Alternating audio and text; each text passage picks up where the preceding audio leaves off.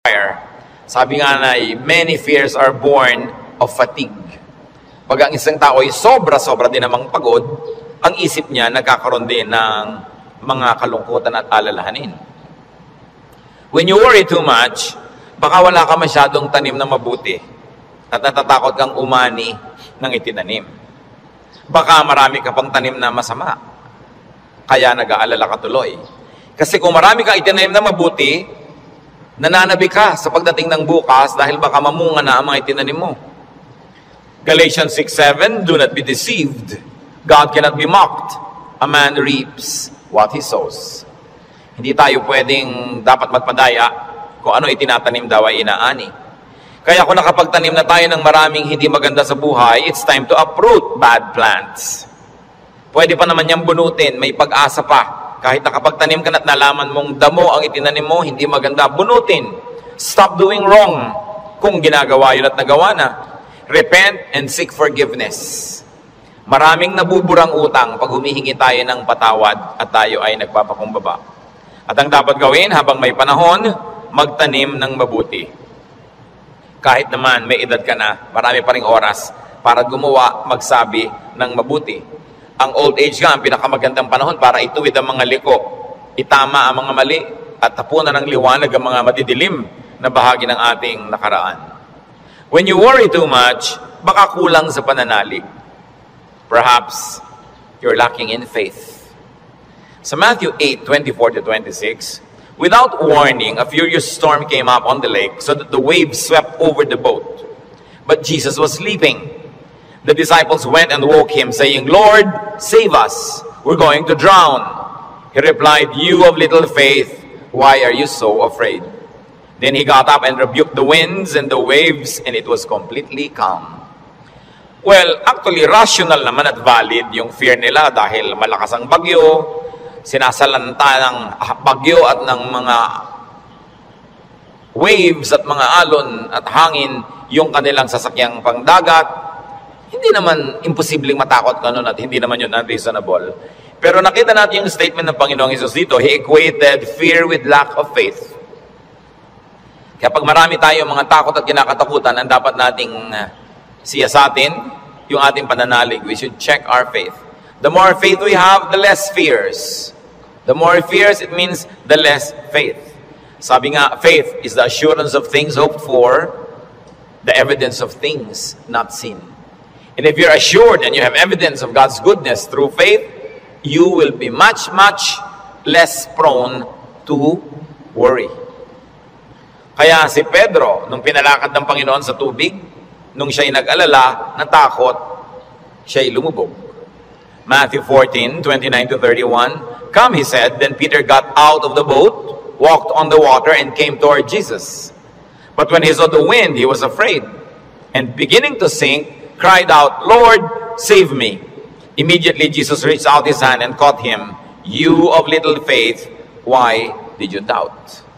In both cases, yung lulubog na bangka at lulubog na Pedro, pareho silang sumigaw, Lord, iligtas niyo po ako o iligtas niyo kami, at sila naman ay sinagip ng Panginoon at muling napanatag. So nakikita natin, pwedeng mangyari na mag-alala tayo, pwede tayong malibang na manghina ang pananalig, pero pag nararamdaman na natin yun, na tayo ay tinatalo na ng takot, magpaligtas kay Jesus, manalangin, tumawag, dahil yung example, nakita natin, ang tumatawag sa Panginoon, sinasagip niya. Kaya kung minsan nakakalimot tayong manalig, nakikita mong ninenervyos ka na pala, takot na ang naghahari sa iyong buhay, pangamba, anxiety, even panic, remember Jesus and call upon Him. Siyempre, nakakapanik yung lumulubog ka sa tubig. Tulad ng panik ng maraming taong iba't ibang korte at hugis at kulay, but the Lord is still Savior of all our worries and Savior from all our concerns. When you worry too much and you think that your faith is a problem, then ask for more faith. Humingi. Kuminsan ang ating mga panalangin parang grocery list, shopping list. Hingi nito, hingi nun. Maganda idagdag dyan yung bagay na hindi material. Humingi ka ng karagdagang pananalig, tibay ng pananalig, sapagkat yung taong may tibay ng pananalig, kahit anong bagyo ang dumating, kahit anong warning at signal ang marinig, hindi siya nababagabag. Mag-alala man, konti lang. Hindi siya natatalo at hindi siya nasasakal ng takot. Kaya ang sabi ng mga apostles sa Luke 17:5, increase our faith. Yan ang panalangin nila sa Panginoong Jesus. Sapagkat napatunayang kulang ang pananalig nila, ang diningin nila, dagdagan yon. It is very important for us to practice faith. Habang ito'y pinapractice mo, you put it to use, lalong tumitibay, lalong lumalalim ang ating pananalig. Kung tayo mapag-alala, baka kulang sa kaalaman sa mga pangako at salita ng Diyos. Kung alam kasi natin ang mga pangako at salita ng Diyos, halos lahat ng concern natin covered. And I believe, every concern is covered. Nung nananalangin itong si Solomon sa Panginoong Diyos, masdan natin ang kanyang paggunita sa mga pangako ng Diyos sa langit. 1 Kings 8:25. Now, Lord, God of Israel, keep for your servant David, my father, the promises you made to him, when you said, you shall never fail to have a man to sit before me on the throne of Israel. If only your sons are careful in all they do to walk before me as you have done. And now, O God of Israel, let your word that you promised your servant David, my father, come true. Malakas ang loob nitong Solomon na humingi sa Diyos sapagkat alam niya ang pangako ng Diyos sa kanyang tatay na si David. Kaya sabi niya, yung mga ipinangako niyo po sa ama ko, tuparin niyo, O Diyos. At pagka ang Diyos ay nilalapitan natin, na ang daladala natin ay yung pangako niya mismo at salita niya, ay nakakatiyak tayo na yun ay i-honor. Because God will always honor His word. Solomon, knowledgeable of God's promises to his father, claims it. So it's important for us, bago dumating ang worry, bago dumating ang fear, to know, then to claim and apply God's provision. Hindi kung kailan ka na nag-aalala at natatakot, doon ka pa maghahanap at mag-aaral, baka sa kalituhan mo, wala kang makita. Kaya mahalaga, mag-aral na agad. Sa uluhin ng mga salita ng Diyos, at i-quote sa sarili mo, i-quote sa pinoproblema mo, ang mga pangako niya. Bagamat kung hindi mo yung nagawa at may problema ka na, tagahanap ka pa rin, kapakipakinabang pa rin yun. Pero tiyak na kapakipakinabang lalo kung ginagawa natin before the need arises. Psalm 119 verse 50, sa lahat po ng mga nagdurusa, nahihirapan, memoryahin nyo itong verse na to, alalahanin, gunitain, anumang wika. My comfort in my suffering is this, your promise preserves my life. 5 very big words here. Suffering. Namnamin natin ang Psalm 19:50, sabi, my comfort is my suffering. So unang-una, suffering. Pagka atin pong inalala yan, there is suffering. We all go through suffering. Pero sabi niya, my comfort in my suffering. Bawat suffering, bawat pagdurusa, may kakambal na ginhawa. May kakambal na pampalubag loob, pampalakas ng loob. Sa niya, my comfort in my suffering is this, your promise preserves my life. So, ang pangako ng Diyos, ang ginhawa ng mga nahihirapan, at ang salita ng Diyos ang nagpapalawig, nagpapahaba ng buhay ng tao. Kaya napakahalaga na alam niya ang mga pangako ng Diyos. Kung alam natin ang mga dealings ng Panginoon sa mga taong ang buhay ay nasa Biblia, nakita natin ang mga pinayagan ng Panginoon na hirap, at kung paano sa kahalos kaduluduluhan, biglang darating ang rescue, biglang darating ang tulong, dahil mayroong dahilan ng Diyos. At ngayon, hindi lang nailigtas yung mga tao na yon, nagiging huwaran pa natin, na maging tularan natin sila, ang kanilang pananalig at ang kanilang pagkapit sa Diyos, lalo't lalo may mabibigat na mga suliranin. Psalm 119, 116, sustain me according to your promise, and I will live. Do not let my hopes be dashed. So, sabing ganon, hawakan mo ako, akayin mo ako, patuloy mo akong buhayin ayon sa iyong pangako. At siguradong ako ay patuloy na mabubuhay. Huwag mo akong hayaang mawalan ng pag-asa. Maraming magagandang pangako ang Diyos. Dapat alam natin. When you worry too much, baka kulang din sa panalangin. James 5:13, is any one of you in trouble? He should pray. Nakita niyo yung simple, mabisa, makapangyarihang solusyon pag ang tao may trouble, he should pray. Unang-una, prayer can change the situation. And even if prayer doesn't change the situation, praying will change your heart. Kaya hindi pwedeng yung prayer walang pakinabang.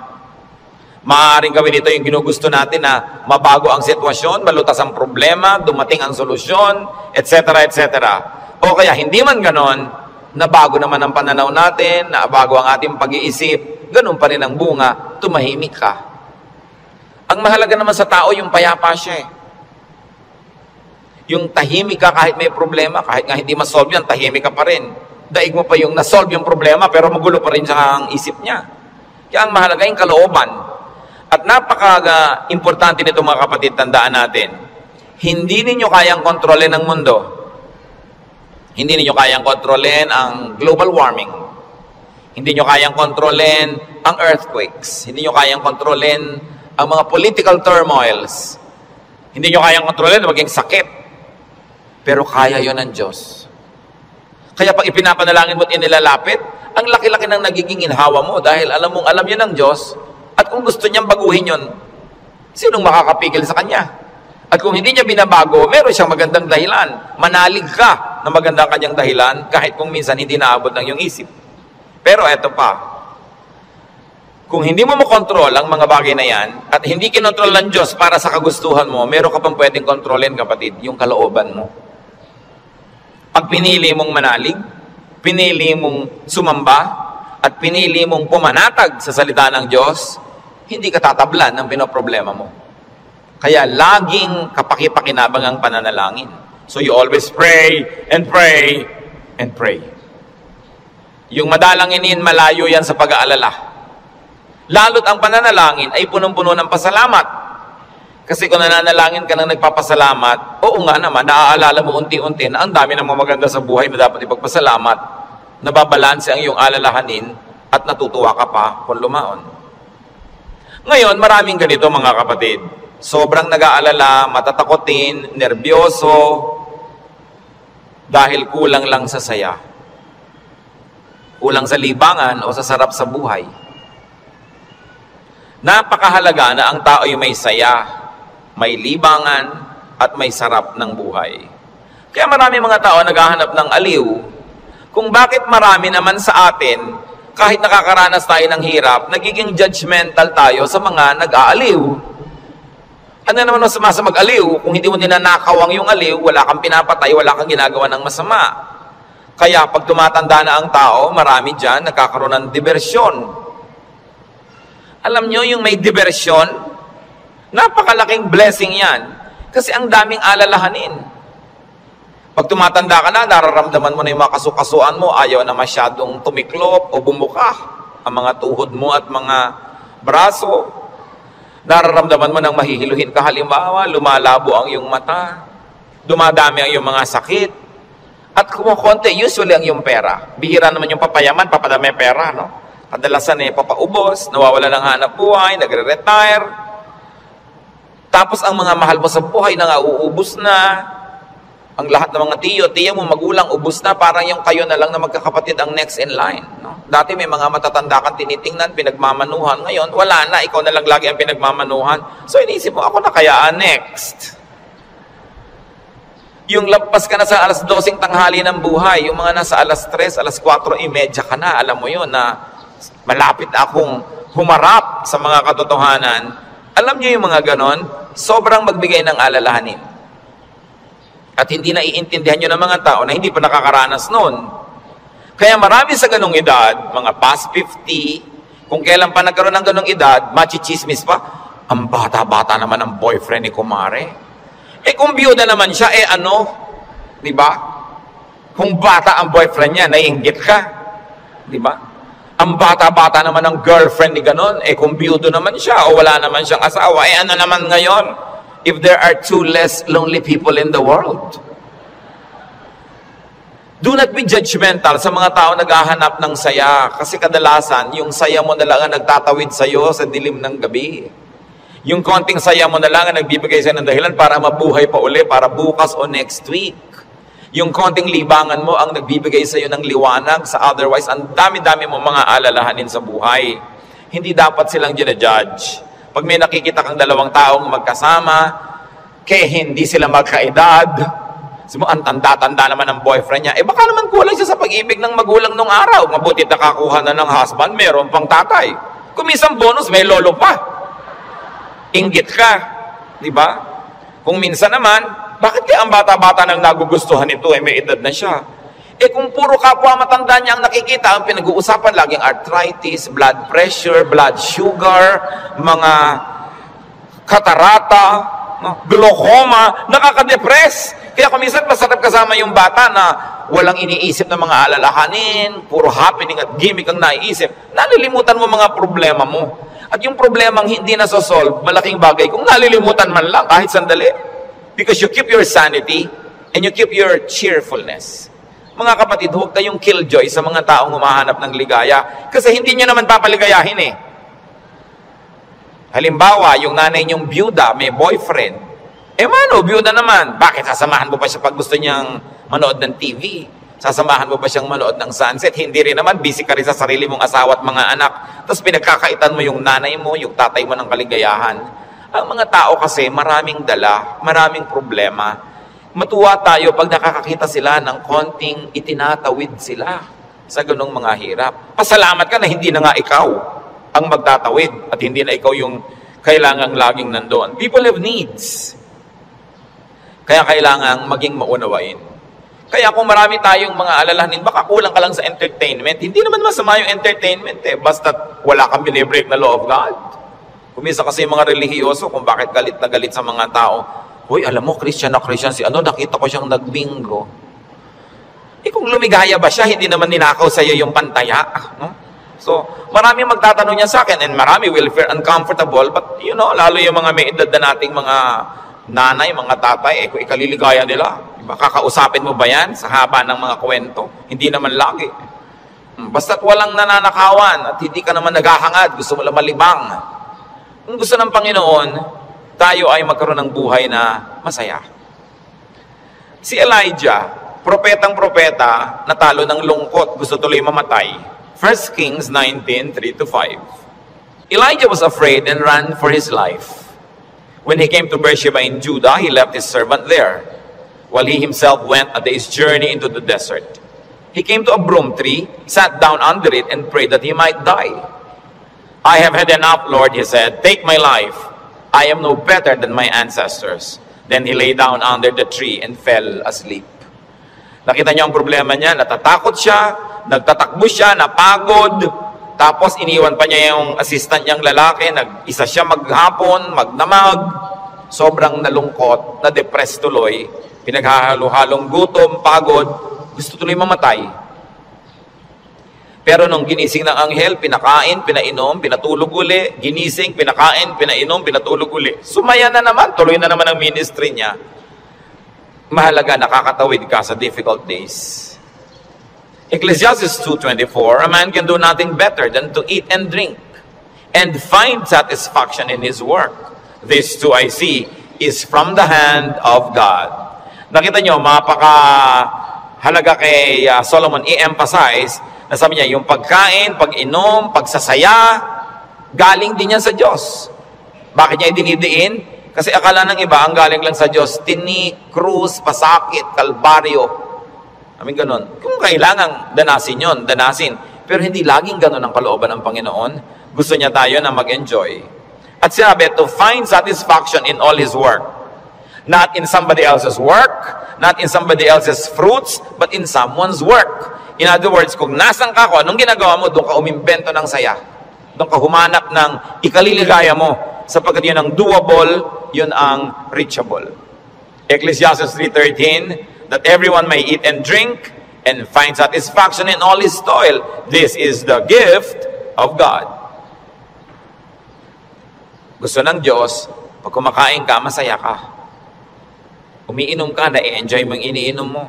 May ginagawa ka, hindi ka nagdadabog, natutuwa ka sa ginagawa mo. Ang payo pa ni Solomon, Ecclesiastes 9:8, always be clothed in white and always anoint your head with oil. Baka naman bukas sa kaputi na kayo lahat. Yung puti kasi is associated with linen sa Israel at sa mga disyertong bansa tulad ng Egypt, kaya lahat ng mga nobles laging naka-white, naka-linen. Ibig sabihin kasi comfortable and beautiful. So ang sinasabi ni Solomon, be comfortable, have pleasure, and enjoy beauty, even in what you wear. Sa dami ng lungkot ng mundo, pag may konting saya na pwede mong kunin sa hangin, kunin mo. Pag may konting kaligayahan, kunin mo. Kasi maraming kalungkutan na hindi mo pwedeng iwasan. Mabuti na yung marami kang deposit sa alkansya ng saya, para pag may panahon ng pagdurusa, may madukot kang saya, pampalakas sa mga araw na malungkot ka. Kaya kung may pagkakataong sumaya, magpakasaya ka. May pagkakataong gandahan ng environment, gandahan mo kasi kung minsan napipilitan kang tumingin sa hindi maganda. Meron kang pagkakataong guminhawa, pag ginhawahin mo. Kasi maraming beses hindi ka maginhawa at wala kang magagawa tungkol doon. So marambuti na yung marami kang pabaon sa sarili mo, na saya, tawa, kagandahan, para pagka panahon ng tagsalat, meron kang panggagalingan ng lakas. Surround yourself with what is beautiful and pleasurable and comfortable. Sabi nga ni Balagtas, sapagkat ang mundo'y bayan ng hinagpis, mamamaya'y sukat tibayan ang dibdib. At ang isa sa mga pagpapatibay niyan, whenever you can be happy, be happy. So that when sadness that cannot be avoided comes, then you are well equipped. Because yung balance mo, kahit ma-withdrawhan ng lungkot, yung sayang nakatago, ang balance mo, marami pa ring sayang natira. Kaya ministry natin, mga kapatid, na magpasaya rin sa isa't isa. Hindi magpalungkot. Hindi may nagsasaya, maiinis ka. May nagkakakanta ng I did it my way, babarilin mo. No? Hayaan mo siya magkakanta. Alam mo ba kung anong problema niya sa buhay? Baka kailangan niya ang kidney transplant. Baka yung asawa niya may cancer. Baka ang mga anak niya walang pangmatrikula. At gusto na niyang tumalon sa ilog na walang tubig dahil El Nino. Kaya ang laki ng problema, tatalo ka sa ilog, di ka malulunod. So malaking problema yun. So kumanta na lang siya ng I did it my way kahit wala sa tono, babarilin mo pa. Surviving na nga yung tao. Marami sa atin, they're just trying to survive. Kung minsan nagdadamit ng akala mo payaso o Santa Claus o snowman, hindi mo siya maintindihan. Pero kung nagpapaligaya ba sa kanya, hindi naman ninakaw sa iyo yung suit niya, anong paki mo? Hayaan mo siya, masaya siya. Hindi natin dapat ginadjudge yung kapwa according to our standard. Ako, hindi ko isusuot yan. Eh siguro, kontento ka sa buhay mo ngayon, masaya ka. Iba kami hinahanap siyang ligaya na hindi mo naman ibibigay. Eh ano ngayon kung gano'n ang suot niya? Mahalaga sa spiritualidad, ang tunay na spiritualidad, ang bunga niyan mga kapatid, kabaitan sa kapwa. Kung hindi ka mabait, kahit sa ulo mo yung buong Biblia, sayang lang. Para ano? When you worry too much, baka sobra ka ng pakikinig sa balita. Bad news. Yung makinig sa balita, manood ng primetime TV, garantisado, lulungkot ka. Kung hindi ka mawawala ng ganang kumain dahil oras ng hapunan. Babae, tinadtad, sinigan, inilagay sa drum, nilagyan ng semento, hinulog sa dagat. Gusto niyo bang panghimagas yan sa inyong paghahapunan? O kaya appetizer, kung late kayong wala kayong mapapala kapapanood yan. Hindi niyo naman kailangan malaman. Nananakot lang para bumenta. Siyempre, because bad news is good news in journalism.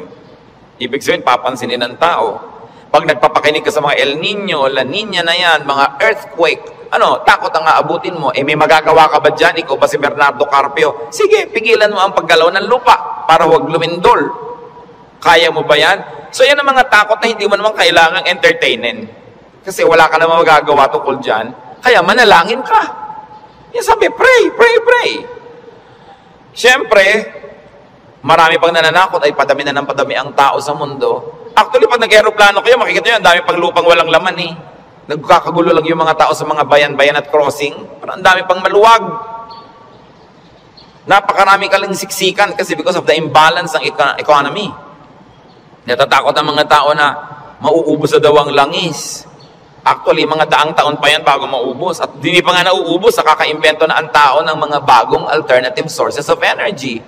Ang tao kasi fearfully and wonderfully made by God. We were made wonderfully. People will find a way as life finds a way.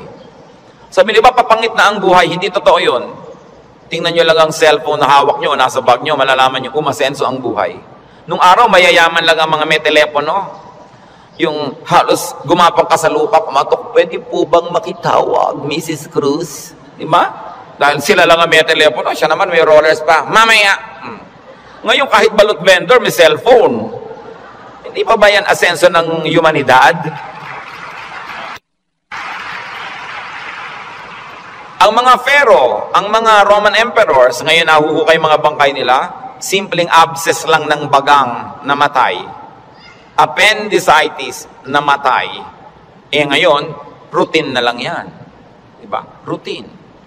Ang dati nating presidente, Manuel Quezon, namatay sa tuberculosis. Ngayon, nagagamot na yan. In other words, nag-i-improve ang science, nag-i-improve ang technology. Natututo tayo ng green architecture, green lifestyle. Sabi natin, parumi ng parumi ang mga ilog, buti pa ng araw na malilinis ang ilog natin. Lilinis din yan kasi magigising din tayo sa katotohanan na walang kwenta ang maruming ilog. Yung dating kerumi-ruming ilog sa Singapore, ngayon ang linis-linis na, ang dami na uling isda. Ganon din naman sa Stockholm, sa Sweden. Sa gitna ng city, ang linis ng ilog, may mga nangingisda, kinakain nilang isda. Dati daw yung parang Pasig. In other words, ang tao kasi natututo. Matututo at matututo. Mag-a-adjust tayo eh. Nagkakaroon ng maraming research sa siyensya. Hindi ba kahit nga ngayon 10, mukhang 30? Napapahaba ang kabataan para mag-enjoy pa ng maraming bagay. Yung mga kulot ngayon, gusto mo tuwid ang buhok mo, bukas tuwid. Gusto mo kulot ulit next week, kulot. Maraming nagagawa ang tao. Ang pagkain, nung araw nga, bago ka makakain ng palitaw, kailan magigiling ka pa ng malagkit, mga 3 oras mong ginigiling-giling sa bato. Ngayon, punta ka sa Via Mare, mamimili ka ng lahat. Parang piyesta araw-araw. Maraming tao nung araw, pagka piyesta lang nakakakain ng lechon. O kaya ng karne. Kasi hindi naman available. Pero ngayon, pipiliin mo pa. Puro leg ba? Puro likod? Puro napipili. Ang trend ng buhay, pag tinan nyo mga kapatid, papaganda. Huwag kayo nawawala ng pag-asa at huwag kayo nagpapalungkot dyan. Kasi God is in control.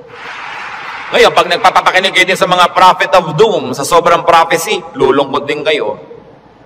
Diba? Ang alam natin, ang ending ng lahat ng prophecy, darating ang Diyos, o babalik tayo sa Diyos, kung alam man ang mawa na doon, yung pa rin ang tunay na ending, no matter what the detail. Kaya nang ating dapat bigyan ng pansin. We romance the past too much. Laging the good old days, the good old days. Sabi ni Solomon sa Ecclesiastes 7:10, do not say, why were the old days better than these? For it is not wise to ask such questions. Huwag kayong magdrama-drama lagi yung hinahanap yung kahapon ng araw. Yung nung araw, nasasakay ka halimbawa sa bus, talagang yung buhok mo hinila na ng lahat ng hangin bago ka makarating sa Maynila. Yung the good old days ba yun? Na para ka magkaroon ng ice cream, gagawa ka? Good old days ba yun? Marami tayong hindi ina-appreciate sa present. Sa accomplishment ng humanidad at ng kabihasnan. Because we romance the past too much. When you romance the past, you will be sad. When you worry about the future, you will be afraid. You know what God wants you to do? Enjoy the day. Enjoy the moment. Yan ang payo ni Jesus. Sabi niya, do not worry about tomorrow. Tomorrow will worry about itself. Let the day's own trouble be sufficient for the day. Yung iba naman, kaya nagwo-worry, sobrang daming alam. Kaya ang sabi sa Ecclesiastes 7:16, do not be over-righteous, neither be over-wise. Why destroy yourself? Habang marami kang nire-research, maraming inaalam na hindi mo naman talaga kailangan sa pang-araw-araw na buhay mo, dadagdagan lang ang alalahanin mo. And sometimes, even in religious studies, ganyan yan, marami ngayong mga TV networks nagpapakute para makakuha ng audience, mapanood, walang ginagawa kundi siraan ng Diyos, siraan ng Biblia, guluhin ang pananalig ng mga nananalig. Tapos pag naman nanood ka ng nanood, nakinig ka ng nakinig, ang ending mo ngayon, malilito ka. Hindi ka ngayon makatulog. Anong bunga nun sa'yo? So huwag mo nalang panoorin.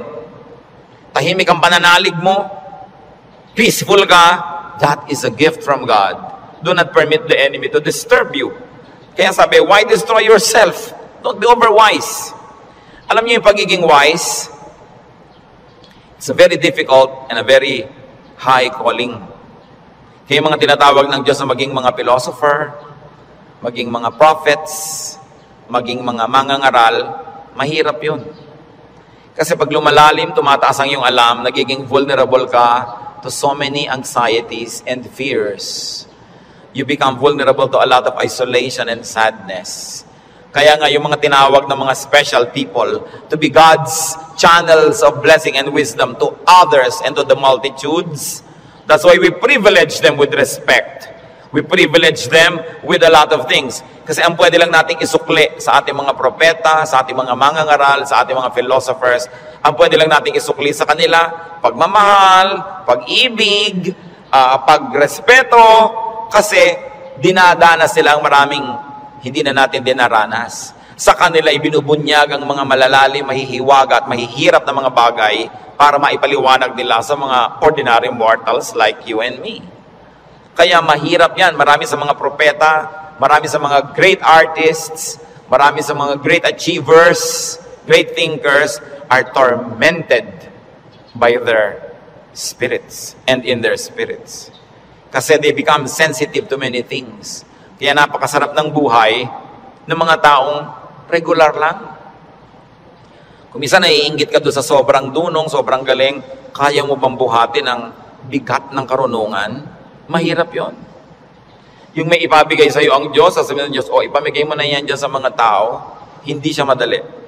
Kaya kung minsan may eccentric behavior, no? Yung mga great artists na hindi nauunawa ng mga karaniwan tao. Basta tayo mga kapatid may hindi nauunawa, huwag nyo i-judge. Sikapin nyo unawain, at kung hindi nyo malang maunawaan, at least leave it alone. Huwag nyo siraan, huwag nyo pintasan, kasi hindi nyo alam. At pasalamat kayo, hindi kayo yun. Ngayon, we avoid extremes. Because extreme behavior and extreme thinking also leads to a lot of worry. Ecclesiastes 7:18, the man who fears God will avoid all extremes. Gumigitna ka lang, bumabalansi ka lang, para tahimik ang buhay mo. Ecclesiastes 12:12, be warned, my son, of making many books there is no end, and much study wearies the body. Lalo ngayon, ang daming choices. Nung araw, 3 lang ang channel sa TV. Ngayon, daan-daan ang channel. Ang dami mong choice. Kaya wala ka ng mabuong programa. Marami ka kasing choice. Nung araw, pagkahapon, basta mga aninong gumagalaw. Yun lang ang mapapanood mo. Mga lumang pelikula. Wala ka ng maraming choice. Kuminsan, tahimik pa yun eh. Umorder ka sa restaurant ng tea. Nung araw, pag umorder ka ng cha, etong cha. Ano pong tea? Ang daming tea. Alam niyo, mamahigit 100 yung papapiliin sa inong waitress. Pagkatapos papapiliin ka pa kung hot o cold. Tapos papipiliin ka pa kung natural o ganito. May sugar o without. Pag may sugar, natural sugar, coco sugar. Ang dami pang sugar. Huwag na nga, tubig na lang. Ang daming choices ng pati ng soft drinks. Gumugulo tuloy. Bakit natin ito binabanggit? Mga kapatid, kung tahimik na ang inyong kalooban sa pananalig niyo sa Panginoon, huwag niyo nang guluhin ng kung ano-ano pa mga ideya. Walang mapapala. Ang kaluluwang palipat-lipat, papalit-palit. Sabi ni Solomon, tigilan niyo na yung kababasa sobra. Sabi ko noon, mapapagod ka lang, matutuyo ang iyong lakas. Sabi ko noon, hindi matatapos yan. Ang ending din naman, haharap ka sa Diyos eh. Kaya kung tahimik ka na, payapa, huwag ka nang pagulo pa. That's why prophets and philosophers and thinkers and teachers are burdened. And the only thing we can give them is to privilege them with respect. Sabi sa Ecclesiastes 5:12, the sleep of a laborer is sweet. Read laborer as simple man. No? Yung unscholarly man. Sabi ko noon, mas madaling sumaya pag mababaw ka. So huwag mo nang masyadong laliman. Kasi baka walang humukay, para kang nagtago na walang naghanap, lalabas ka rin. Mahirap. Pag may mga mababaw dyan, so, ang saya naman nila, mabuti pa sila. No? Yung konting, ay hangin. Hangin lang, tumatawa. Kesa naman ang tali-talino mo, wala na makapagpatawa sa'yo. Mas mahirap yun. No? When you worry too much, baka kulang ka lang sa food or drink or chemical balance, tulad ng pinag-usapan natin nun. Kaya, yung propeta, pinakain ng anghel sa 1 Kings 19:7-9, at guminhawa na siya nung siya kumain at nakainom. Baka sobra ka nagda-diet, kulang ka na sa vitamina, kulang ka na sa minerals, kulang ka na sa nutrients, kaya ka pala malungkot. Ang bewang mo nga, di ba? Ang liit-liit, pero ang lungkot mo naman, nakatingin ka at nakatulala, no, sa kawalan, di bali nang lumaki ang bewang mo. Basta masaya ka. No? Ang mahalaga yung kalooban mong masaya ka. Kasi ang buhay maigsi. Alam nga namang ubusin mo pa sa lungkot yan. Kailangan i-maximize mo yung saya. Kaya si Timothy na laging sinisikmura, sabi sa kanya ni Paul sa 1 Timothy 5:23, stop drinking only water and use a little wine because of your stomach and your frequent illnesses. So kulang siya sa chemical balance. Binabalanse. The Lord Jesus' prescription against worry, Matthew 6:26-34. Sabi niya, look at the birds of the air. They do not sow or reap or store away in barns, and yet your heavenly Father feeds them. Are you not much more valuable than they? Who of you by worrying can add a single hour to his life? So, ba't ka nag-aalala? Kita mo yung mga ibon, hindi naman yan nag-agriculture, pero pinapakain, buhay din yan. Mas mahalaga ka kaysa ibon. Kaya ang unahin mo, manalangin, lumapit sa Diyos, manalig. Tapos marami ka pang ibang alalahanin, etc., etc. Kaya sa verses 26 to 34 ng Matthew 6, sabi ng Panginoong Jesus, and why do you worry about clothes? See how the lilies of the field grow. They do not labor or spin. Yet I tell you that not even Solomon in all his splendor was dressed like one of these. And if that is how God clothes the grass of the field, which is here today and tomorrow is thrown into the fire, will he not much more clothe you, O you of little faith? Sabi, ba't ka nag-aalala kung ano isusuot mo? Mga little things pa yan. Kasi yung damit dyan, symbolic of all other things. Food and drink, symbolic of all our needs. Plus what to wear. Sabi niya, nakita mo yung mga damo. Hindi naman gumagawa ng tela yan. Hindi yan naggagawa ng damit. Pero kahit si Solomon, sa kanyang kayamanan, hindi nakapagbihis tulad ng magagarang damo na yan. At kung yung mga damo na buhay ngayon, bukas ay tuyot na at sisiga na lang, ay dinadamitan ng Diyos ng maganda, ikaw pa kaya ang pabayaan ng Diyos? So pag nag-aalala tayo, tumingin ka sa lumilipad na ibon, kaya dapat hindi tinitirador ang ibon, dahil anong titingnan mo kung walang lumilipad? No? Hayaan nyo silang magliparan dyan. At tumingin ka sa damo na maganda, tumingin ka sa isda na maganda, tumingin ka sa lahat ng magagandang likha ng Diyos, ikaw pa kaya ang hindi alagaan? Kung yan nga, inaalagaan. Kaya sabi ng Panginoon sa Matthew 6, 26 to 34, kadugtong, so do not worry, saying, what shall we eat? Or what shall we drink? Or what shall we wear? For the pagans run after all these things, and your heavenly Father knows that you need them. Nag-aalala ka kasi alam mo kakailanganin mo. Huwag mong kalimutang alam ng Diyos na kailangan mo yun. At kung inassignan ka ng buhay ng Diyos na ganito kahaba, talaga namang wala siyang ilagay na provision. Paano ka mabubuhay? Hindi matutupad yung plano niya para sa'yo. Kaya pakakainin ka niya. Bubuhayin ka niya. Maring hindi siya laging gumawa ng himala, pero itinanim niya sa iyong isip, sa iyong puso, sa iyong naturalesa, na bubuhayin mo ang iyong sarili, kahit anong mangyari. Life finds a way. Kaya yung mga nagbebenta ng life insurance, pag tinanong mo, ba't po kayo nag-i-insure ng mga tao, paano ko mamatay lahat yan? Sasabihin nila, hindi. Kasi ang tao, talagang kahit anong mangyari, pananatilihin niya ang sarili niyang buhay. Kaya yun ang kakampi ng insurance company, yung pag-ibig ng tao sa buhay, nabubuhayin niya ang sarili niya. Ikaw ba halimbawa, pag may insurance ka, napapalitan ng paa mong naputol, puputulin mo nga para mapalitan. Hindi, di ba? Hindi ko mo may insurance ka, gagawin mo yun. Kasi mahal mo yung katawan mo, mahal mo yung buhay mo. Itinakda yun ng Diyos. Kaya mananatili ang tao under His care. It is natural to us. So why worry about global warming? Luma na yun. El Nino or La Nina or earthquakes, lalong luma na yun. No? Pag tinignan yung mga guho ng mga Roman buildings ng 2,000 taon na ang nakalipas, noon lumindol. Laging may lindol. Lagi. Buhay pa rin ang buong humanidad. No? May mga nasasalanta, pero marami pa rin nanatiling buhay. At as we always say, earthquakes don't kill, but bad buildings do. Kaya nga nagkakaroon ng kapabayaan yung mga tao. Kumisan, mapahamak tuloy. Yung mga earthquake na yan, noon pa yan, unang panahon pa. Hindi na yan bago. Sabi sa Ecclesiastes 1:9-10, what has been, will be again. And what has been done, will be done again. There is nothing new under the sun. Alam na yan ng Diyos. Nagkaroon lang kasi ng pangalan niyang El Nino, kaya naging warriors tayo. Nung araw pa sinaunang panahon, hindi umuulan, yung mga tao magpo-prosesyon sa mga bukid para umulan. Nangyayari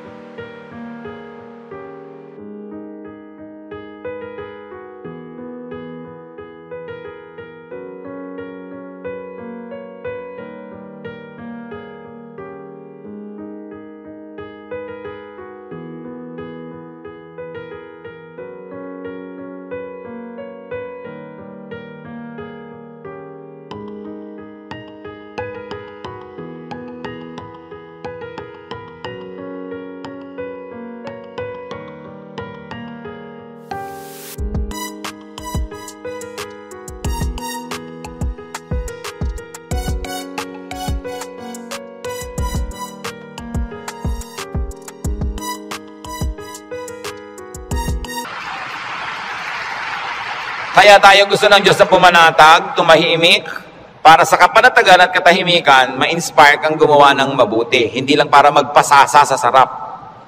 Your stability in life, your wealth, your security, your health, should not only be used for your personal enjoyment. It must become the springboard for much nobler missions in life. Na kumbaga, wala ka ng need, so pwede ka na magbigay. Malakas ka naman, pwede kang tumulong. Tahimik ang loob mo, pwede kang umakay, umunawa sa mga magugulo ang loob. Kaya gusto nating pumanatag, umayos, hindi lang para magpasarap. Para magawa natin yung misyon na ibinibigay sa atin ng Diyos na maging blessing tayo sa ating mga kapwa-tao. So, brothers and sisters, think about the things you worry about. It's your decision if you like to turn them into problems. Pag pinroblematize mo. Marami mga tanong pa, mga doktrina na hindi natin alam. Ano po kaya ang itsura natin sa langit?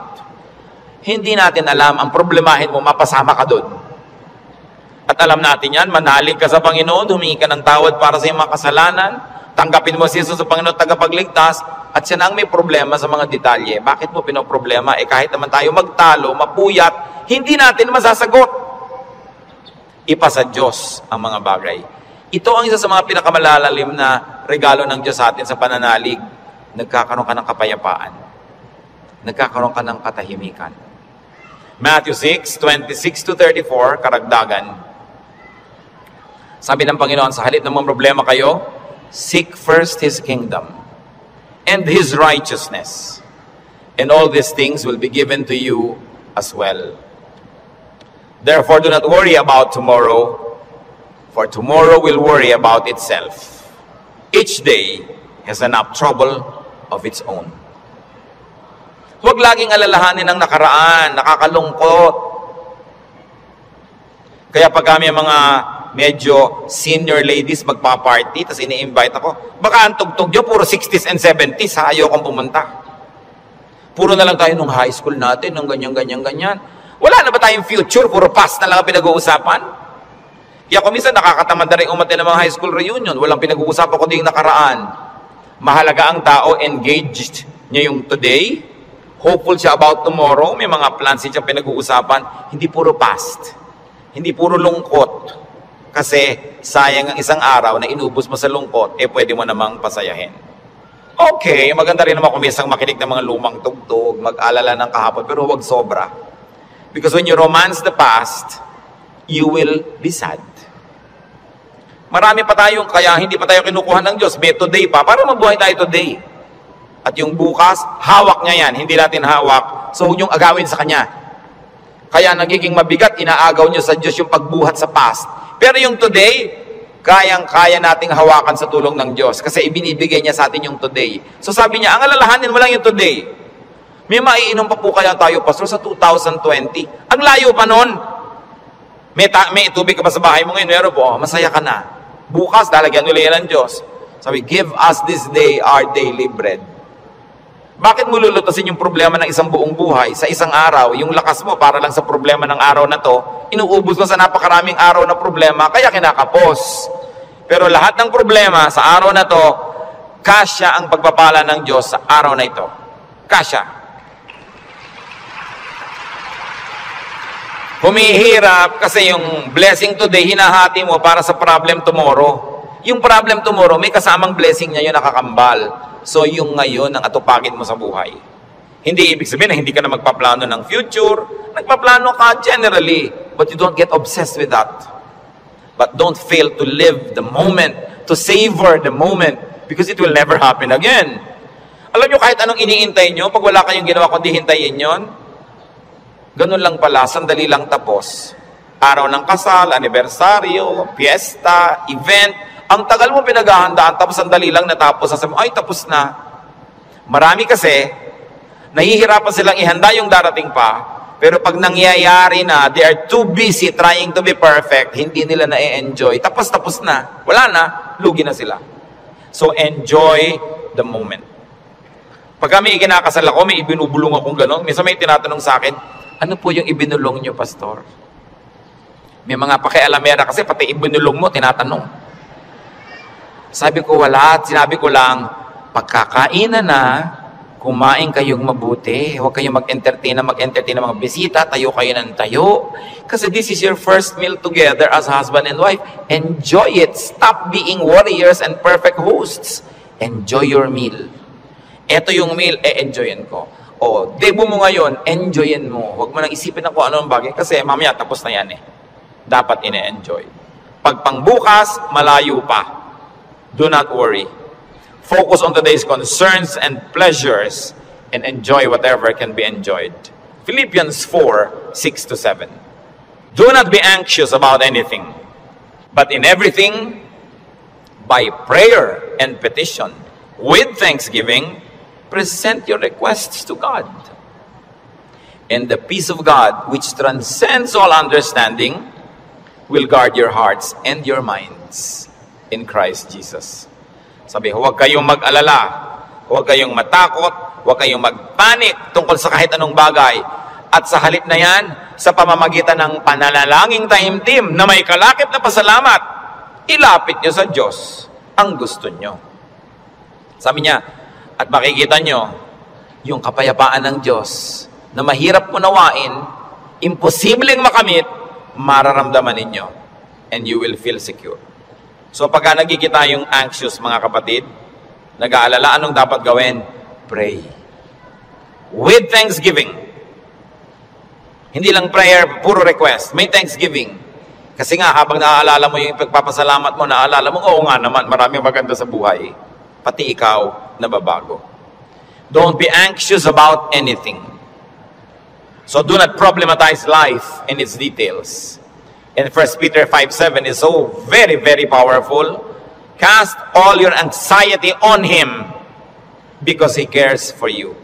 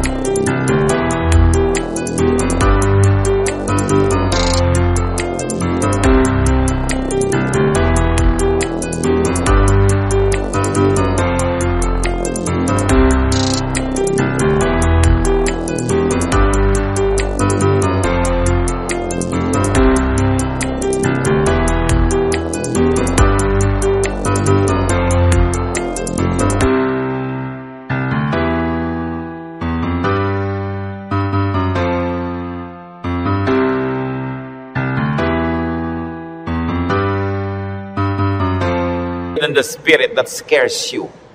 Kaya napakahalaga na isipin yan, yes, I'm a winner because Jesus Christ is a winner. Matthew 10:29-31. Sabi ng Panginoon, are not 2 sparrows sold for a penny? Yet not one of them will fall to the ground apart from the will of your Father. And even the very hairs of your head are all numbered.